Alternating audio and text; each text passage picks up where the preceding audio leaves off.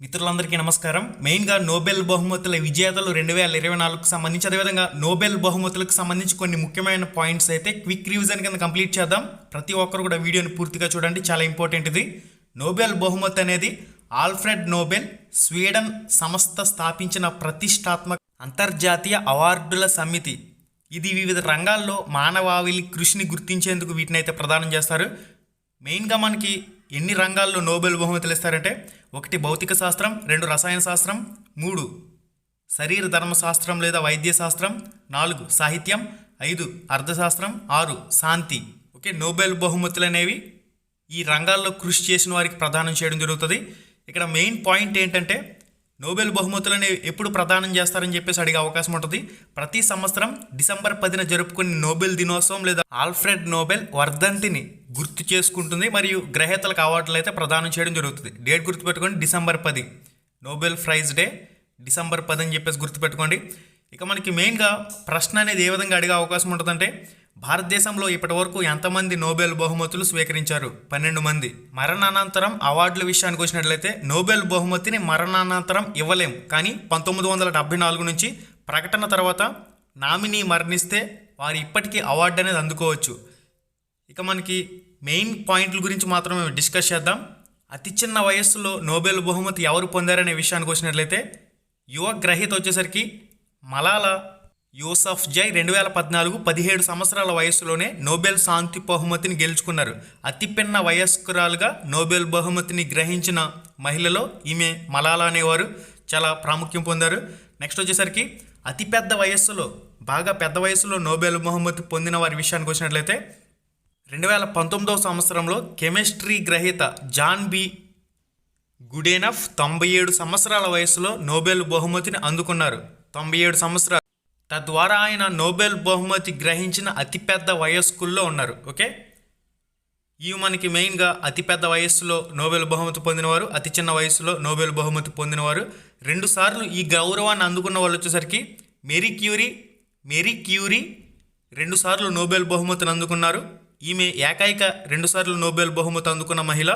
1903లో భౌతిక శాస్త్ర బహుమతిని, 1911లో రసాయన శాస్త్రం బహుమతిని అందుకున్నారు. ఇక మనకి భారతదేశం విషయానికి వచ్చినట్లయితే, భారతదేశంలో ఇప్పటి వరకు 12 మంది నోబెల్ బహుమతి గ్రహీతలు ఉన్నారు. దీనిలో 5 భారత పౌరులు కాగా, మిగిలిన 7 భారతీయ వంశపారపర్యంగా లేదా నివాసానికి చెందిన వ్యక్తులు ఉన్నారు. ఓకే, మొత్తంగా 12 మంది భారతీయులు. దీనిలో మనకి రవీంద్రనాథ్ ఠాగూర్ గురించి మాట్లాడుకున్నట్లయితే, రవీంద్రనాథ్ ఠాగూర్ గారు 1913లో రవీంద్రనాథ్ ఠాగూర్ నోబెల్ బహుమతిని అయితే గెలుచుకోవడం జరిగింది. ఆయన సాహిత్యానికి చేసిన కృషికి గాను ఈ అవార్డుని అయితే అందుకోవడం జరిగింది. ఈయన తొలి భారతీయ పౌరుడిగా మరియు ఆసియాలో తొలి వ్యక్తిగా నిలవడం జరిగింది రవీంద్రనాథ్ ఠాగూర్. ఇక మదర్ తెరీసా విషయానికి వచ్చినట్లయితే, నోబెల్ బహుమతిని పొందిన భారతీయుల్లో ఈ మదర్ తెరీసా ఆమె ఏకైక మహిళగా నిలిచారు. 1979లో ఈమె మానవతా సేవలను గుర్తించి ఈ బహుమతిని అయితే ప్రదానం చేయడం జరిగింది. ఇక మనకి ప్రస్తుతం 2024 సంవత్సరానికి సంబంధించి ఏ రంగంలో ఎవరు నోబెల్ బహుమతులు గ్రహించారనేది చాలా ఇంపార్టెంట్.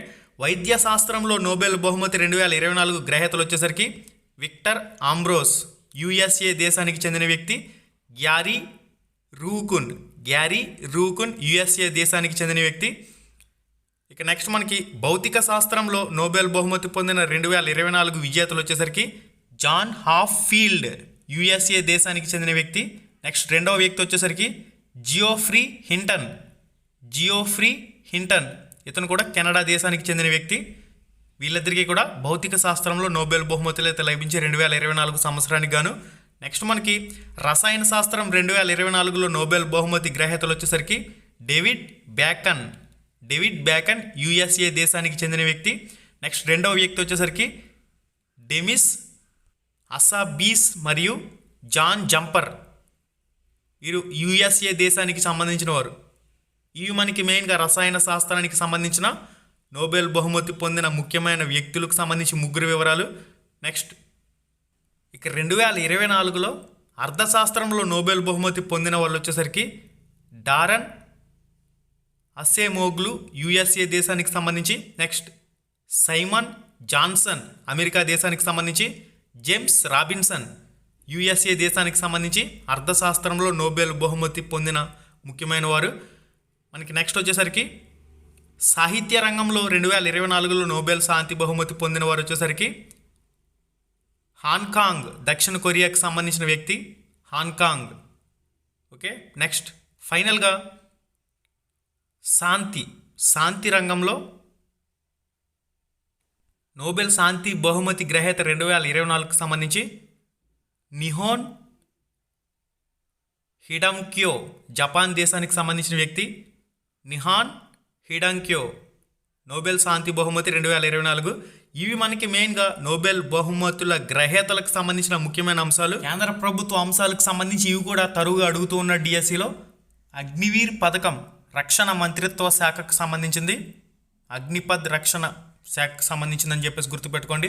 అంత్యోదయ అన్న యోజన వినియోగదారుల వ్యవహారాలు, ఆహార మరియు ప్రజా పంపిణీ, అటల్ భూజల్ యోజన జలశక్తి మంత్రిత్వ శాఖ, అటల్ పెన్షన్ యోజన ఆర్థిక మంత్రిత్వ శాఖ, ఆయుష్మాన్ భారత్ యోజన ఆరోగ్య మరియు కుటుంబ సంక్షేమ మంత్రిత్వ శాఖ, దీనదయాళ్ ఉపాధ్యాయ గ్రామీణ కౌశల్య యోజన గ్రామీణ అభివృద్ధి మంత్రిత్వ శాఖ, డిజిటల్ ఇండియా ఎలక్ట్రానిక్స్ మరియు ఇన్ఫర్మేషన్ అండ్ టెక్నాలజీ మంత్రిత్వ శాఖ లేదా ఆర్థిక మంత్రిత్వ శాఖ.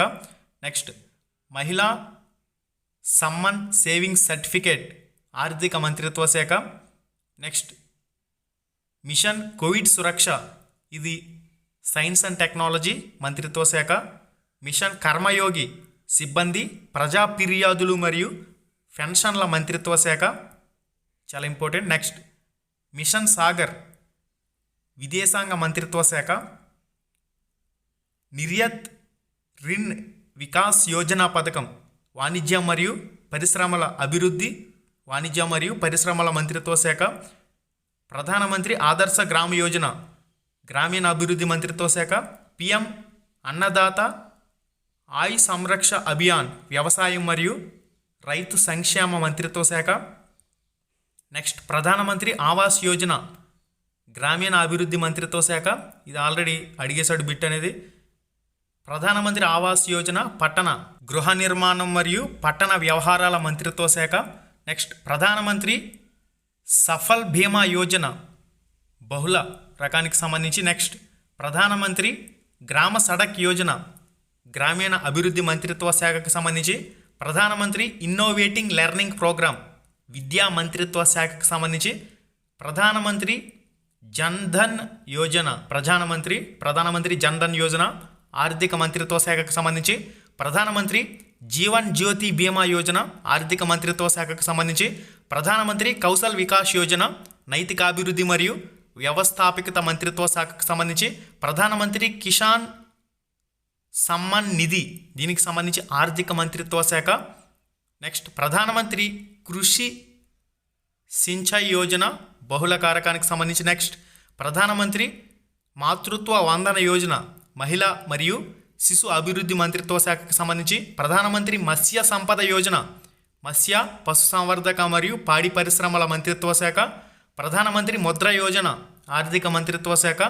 పిఎం పోషణ్ శక్తి నిర్మాణ్ అభియాన్ మహిళా మరియు శిశు అభివృద్ధి మంత్రిత్వ శాఖ. పిఎం నిధి వ్యాపారుల ఆత్మనిర్భర్ నిధి గృహ నిర్మాణం మరియు పట్టణ వ్యవహారాల మంత్రిత్వ శాఖ. ప్రధానమంత్రి సురక్ష బీమా యోజన ఆర్థిక మంత్రిత్వ శాఖకు సంబంధించి. ప్రధానమంత్రి స్వస్థ్య సురక్ష యోజన ఆరోగ్య మరియు కుటుంబ సంక్షేమ మంత్రిత్వ శాఖకు సంబంధించి.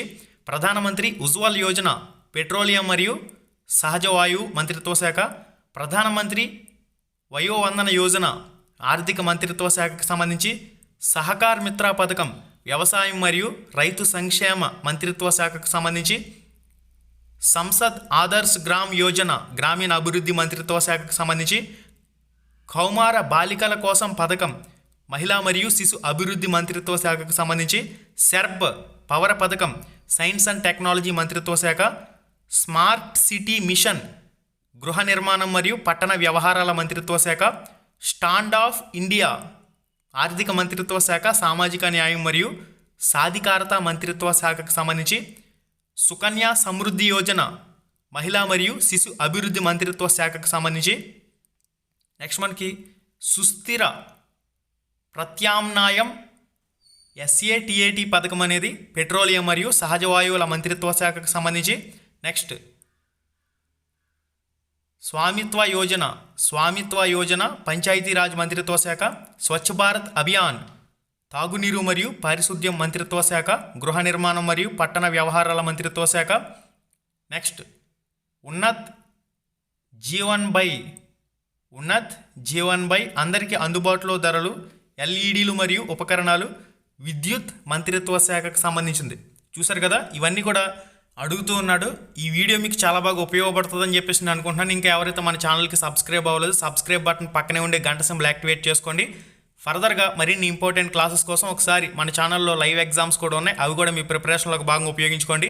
మళ్ళీ వీడియోలో మళ్ళీ కలుసుకుందాం. శుభం, ధన్యవాదాలు, అందరికీ ఆల్ ది బెస్ట్.